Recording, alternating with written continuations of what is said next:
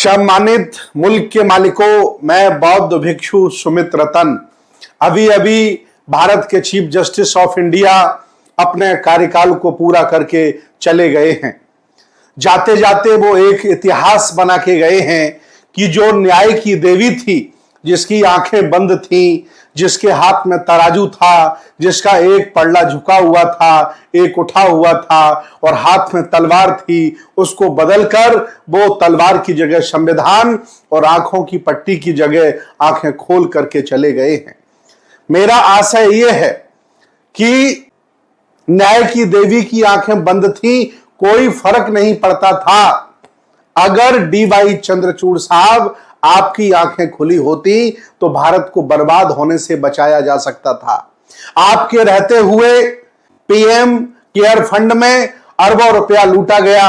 आपके रहते हुए 700 किसान मर गए, शहीद हो गए, लेकिन उनके बारे में एक शब्द भी नहीं बोला। आपके रहते हुए पूरा मणिपुर जल गया, एक शब्द आपने नहीं बोला। आपके रहते हुए हजारों आदमी अरबों खरबों रुपया भारत से लेकर के विदेश भाग गया, एक शब्द नहीं बोला आपने।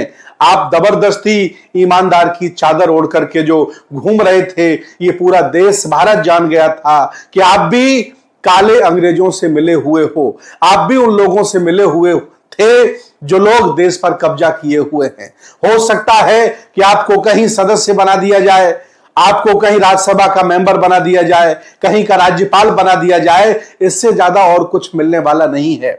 लेकिन इतिहास में अगर दर्ज आप हो जाते, अगर आप ईमानदारी से भारत की जनता के साथ, भारत के साथ खड़े रहते, किसी की गुलामी नहीं करते, तो ये 2-3 साल का कार्यकाल आपको भारत के स्वर्ण अक्षरों में लिख देता, भारत के इतिहास में दर्ज आप हो जाते। लेकिन आपने समय गवा दिया है।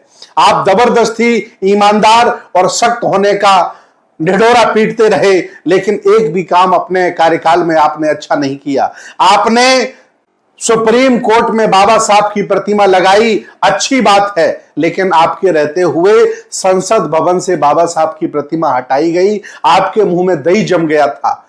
आप जैसा डरा हुआ आदमी, मरा हुआ आदमी चीफ जस्टिस ऑफ इंडिया किसी काम का नहीं हो सकता। अब आप नहीं रहे, अब आप जाइए, आश्रम बना के प्रवचन करिए, ध्यान करके ईश्वर को प्राप्त करने का काम करिए, या फिर नेताओं की गुलामी करके कहीं पद ले लीजिए। आपके रहते हुए यह देश बर्बाद हुआ। ईवीएम पर एक शब्द आपने नहीं बोला। पूरा देश चिल्लाता रहा कि लोग ईवीएम से सरकारें बना रहे हैं, लेकिन एक शब्द आपने नहीं बोला। आपके रहते हुए लैटरल एंट्री करी गई, नेताओं ने अपने बच्चों को जबरदस्ती आईएएस बना लिया, एक शब्द आपने नहीं बोला। पूरा देश लुट गया, जबरदस्ती बेईमानी करके सरकारें बना ली गई, एक शब्द आपने नहीं बोला। आपसे ज्यादा डरा हुआ, मरा हुआ चीफ जस्टिस ऑफ इंडिया इस भारत को नहीं मिलता है। जो नए आपके द्वारा आए हैं खन्ना साहब, मैं उनसे उम्मीद करता हूं कि आप भी इन्हीं की तरह अपना नाम बदनाम करके मत जाइएगा। अगर आए हो देश की सेवा करने के लिए तो ईमानदारी से जज बन के रहिए और सही मायने में न्याय करके जाइए।